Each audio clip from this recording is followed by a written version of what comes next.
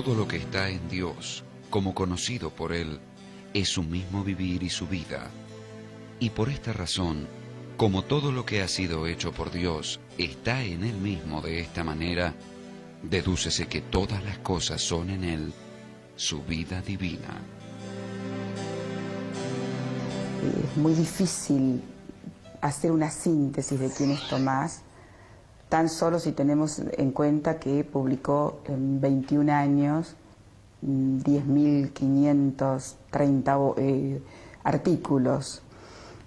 Es uno de los pilares del pensamiento medieval. Yo diría que así como hay en el orden de la espiritualidad medieval dos grandes corrientes, que es San Francisco de Asís, los franciscanos y los dominicos, ¿sí? Son las dos grandes espiritualidades. En el orden del pensamiento, la figura que está como relevándose, como sobresaliendo desde esas dos espiritualidades, es Tomás de Aquino. Él nació en la primera mitad del siglo XIII.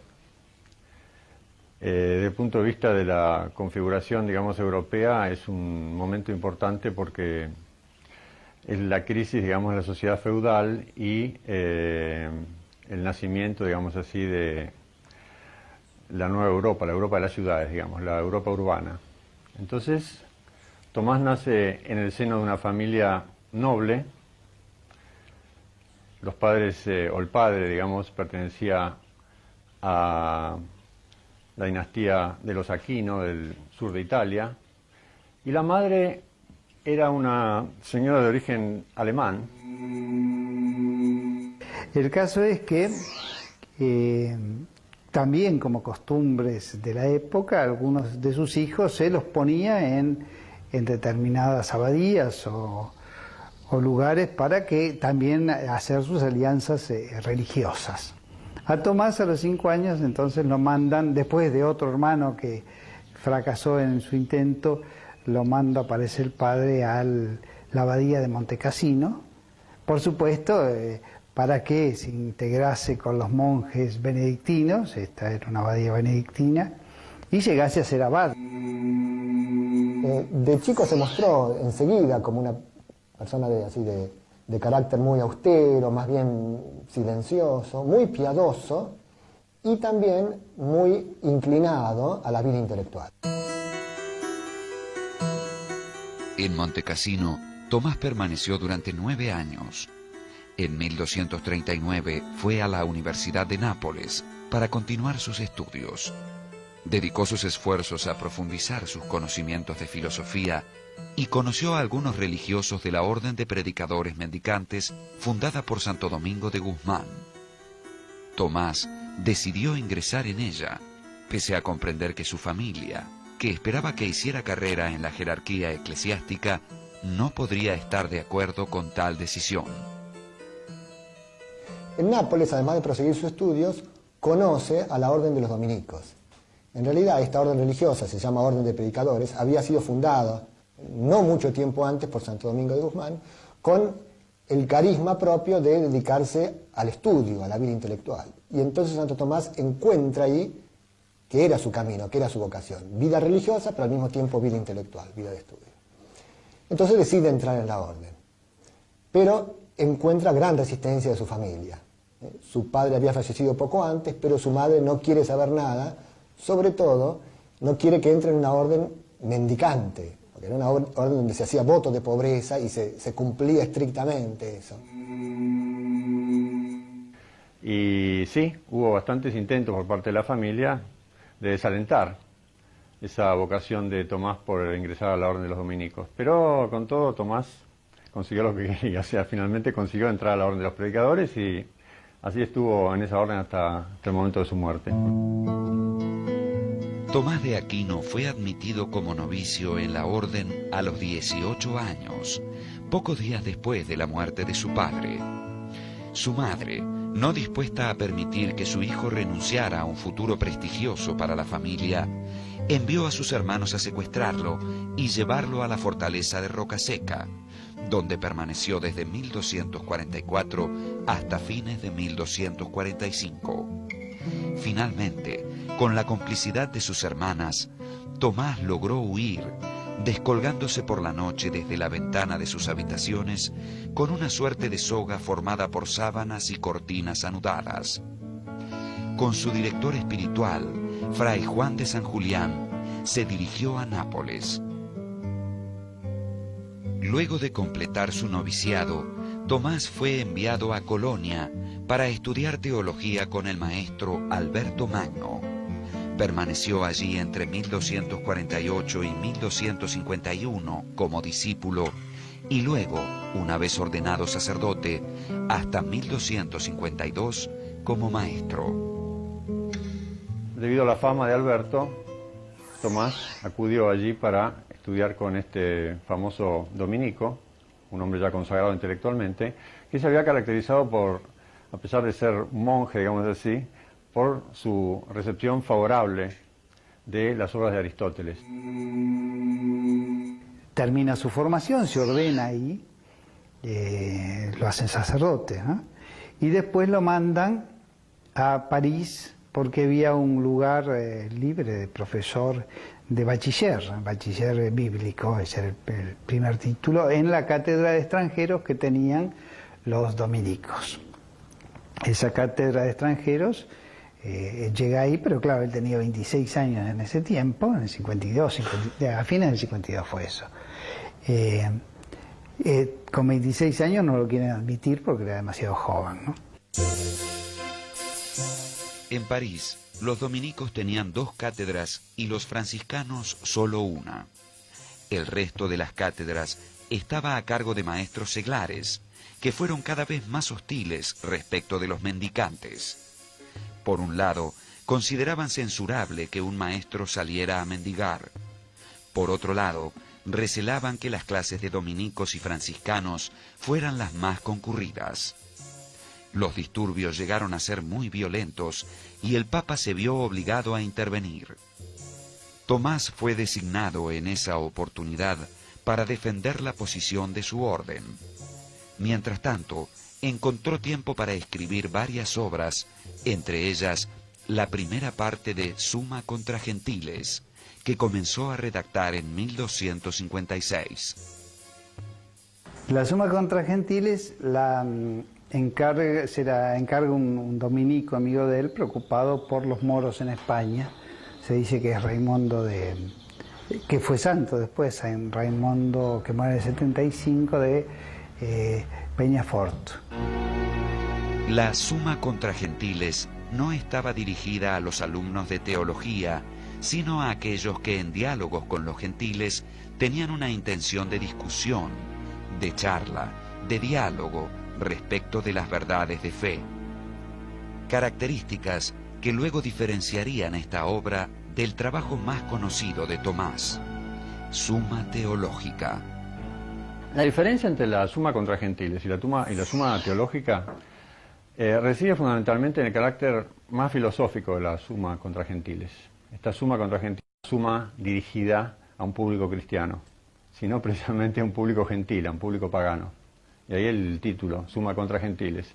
Y su discurso es más racional precisamente porque se dirige a un público que no acepta el discurso cristiano, acepta un discurso que esté canonizado solamente por la racionalidad. En 1259, Tomás fue llamado a la corte pontificia y nombrado predicador general. En esos años recorrió varias ciudades italianas. Fue teólogo consultor del Papa y terminó la Summa contra Gentiles, así como otros varios textos. En 1267 comenzó a escribir una obra que pudiese servir de libro de texto para los estudiantes de teología. Era la Summa Teológica. La Summa Teológica consta de 3 partes. La primera parte, en realidad en la traducción, en la forma bilingüe latín-español de Bach, son 16 tomos, latín-castellano, y está construida, digamos, la primera parte que se refiere a Dios, la segunda parte al hombre, y la tercera parte al Dios encarnado, y toda la parte propiamente teológica. El elemento de autoridad es usado en Summa Teológica con extrema sobriedad, y solo recurriendo a las autoridades que el adversario admite o reconoce. En este sentido, la Suma pretende movilizar las riquezas de la razón humana. La estadía de Tomás en la corte pontificia como teólogo oficial, podríamos decir, de la Santa Sede, nos recuerda un aspecto que no debe ser olvidado, y es que Tomás de Aquino es primeramente teólogo. Su vocación primera es la teología. Ahora, lo que pasa es que, siendo teólogo, tiene un gran interés por la filosofía, e incluso se da cuenta que sin una buena filosofía es imposible hacer una buena teología.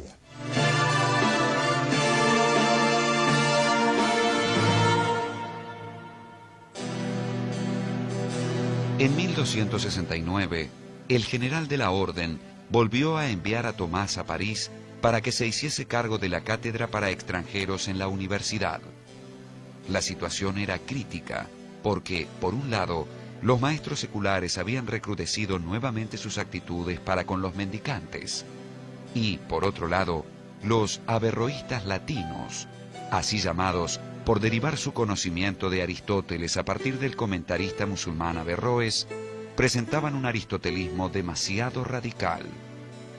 Algunos autores se habían convertido a esa versión mahometana de Aristóteles, a pesar de incurrir en doctrinas que no parecían compatibles con la fe cristiana.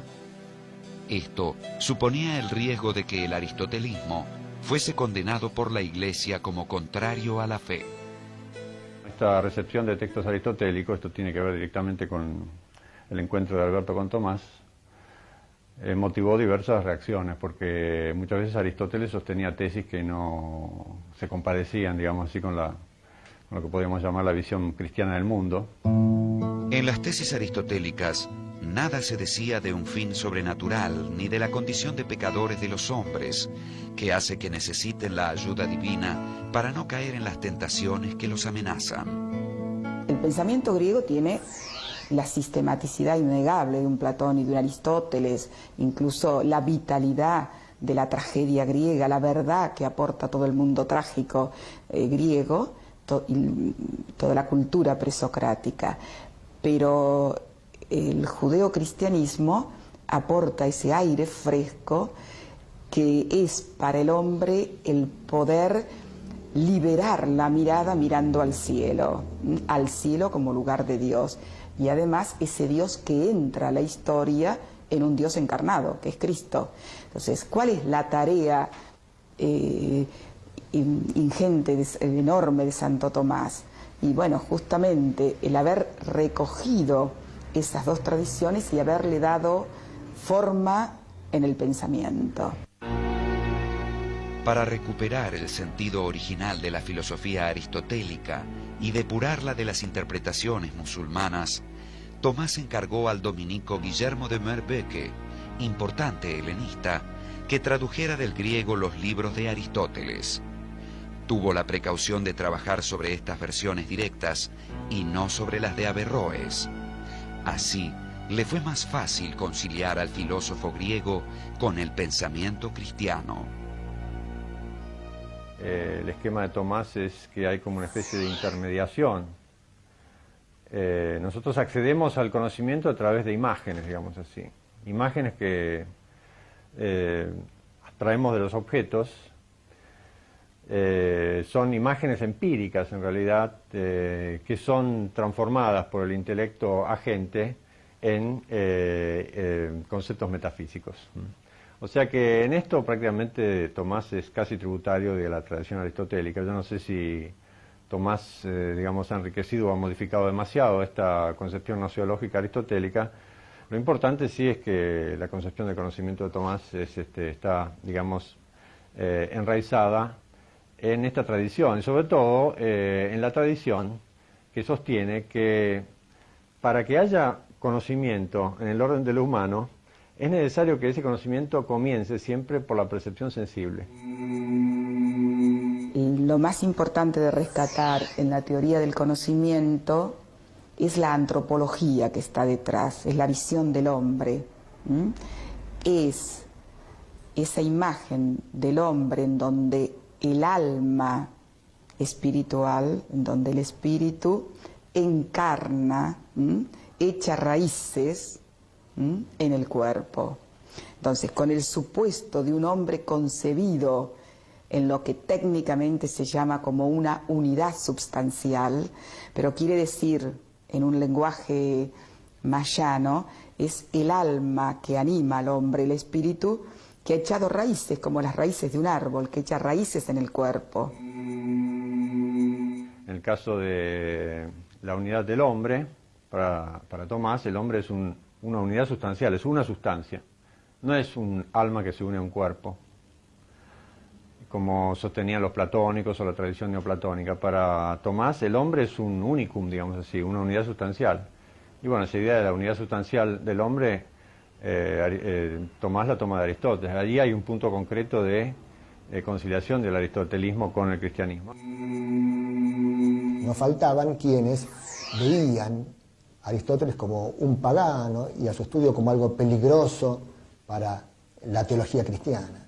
En este sentido, Tomás de Aquino tuvo la gran audacia de enfrentar esto, fundada en esa convicción, en esa fuerte convicción de él, de que la razón, si es bien conducida, nunca puede enseñar algo contrario a la fe. Con su asimilación del aristotelismo, Tomás cambió el modo de hacer filosofía en el mundo cristiano de su época. Modificó para siempre la manera en que el cristianismo se pensaba a sí mismo. Aristóteles fascinaba por el modo, digamos, convincente como explicaba los problemas de la realidad. Pensemos en el hecho de que Aristóteles, en primer lugar, había escrito una especie de enciclopedia. Una enciclopedia es un cuerpo textual que habla de todo, de toda la realidad, desde la piedra más elemental hasta Dios, al modo aristotélico, pero Aristóteles hablaba de Dios también. Y es enciclopédica, no solamente es ahora porque sea de determinada extensión, sino además porque cada problema refiere a los otros, o sea que todo se relaciona con todo en el corpus aristotélico. Es una especie de ciclo cerrado. Y esto realmente fascinaba el carácter científico, digamos así, de la obra aristotélica. Ahora, la obra aristotélica traía sus problemas.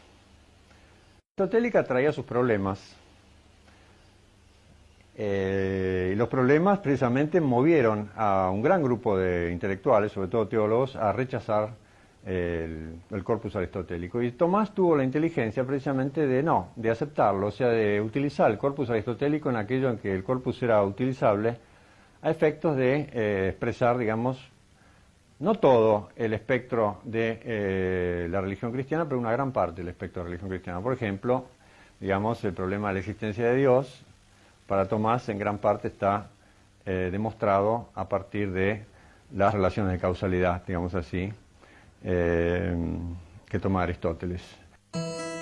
Tomás establece 5 pruebas de la existencia de Dios, que son como caminos ascendentes, desde las cosas que conozco por los sentidos hacia la trascendencia de la divinidad. Esas 5 vías nos muestran que pensamos a Dios como primer motor, primera causa incausada, ser necesario, sumo bien y causa final. Las 5 vías de Santo Tomás son 5 vías a través de las cuales Tomás muestra que es posible remontarse de los datos de lo sensible hacia la existencia de entes extrasensibles, más allá de la experiencia, el último de los cuales en la cadena de estos entes sería Dios. Por ejemplo, en el caso de la primera prueba, que es la prueba de la existencia a través del movimiento, Tomás parte diciendo que todo lo que se mueve movido por otro. Entonces, Tomás transita, digamos así, desde los entes que se mueven perceptibles por la experiencia hasta entes que están más allá de la experiencia y que serían los entes trascendentales, por decirlo así, la culminación de los cuales, digamos, es Dios. Hacia 1272, Tomás había ya concluido la primera y segunda parte de la Suma Teológica. Fue enviado entonces como profesor a la Universidad de Nápoles, donde comenzó a escribir la tercera parte de esa obra. Pero en marzo de 1273 sufrió un éxtasis prolongado y otro aún más profundo en diciembre del mismo año. A raíz de ellos, abandonó toda escritura. Cuando va Fray Reginaldo se encuentra que ha limpiado su escritorio, que ha guardado todos los libros, y dice que no va a escribir más. Un poco todo lo que él ha escrito considera que es paja frente a lo que se le ha revelado el día de San Nicolás. Hay que tener en cuenta que es un hombre que ha escrito en 20 y pico de años de vida intelectual 10.500 artículos podrían llamarse, y que todo eso es paja. Durante todo ese verano él está enfermo, ya empieza a deteriorarse más su salud y muere el 7 de marzo, a la edad de 49 años. Murió precisamente a los 49 años. Había sido convocado a participar de un concilio en la ciudad francesa de Lyon, y posiblemente hay quienes hablan de un accidente, hay quienes hablan de una muerte a causa de una enfermedad inexplicable, en esa época inexplicable. La suma teológica quedó interrumpida en la cuestión 90 de la tercera parte y sería más tarde finalizada por su secretario, Fray Reginaldo de Piperno, a partir de los borradores del propio Tomás.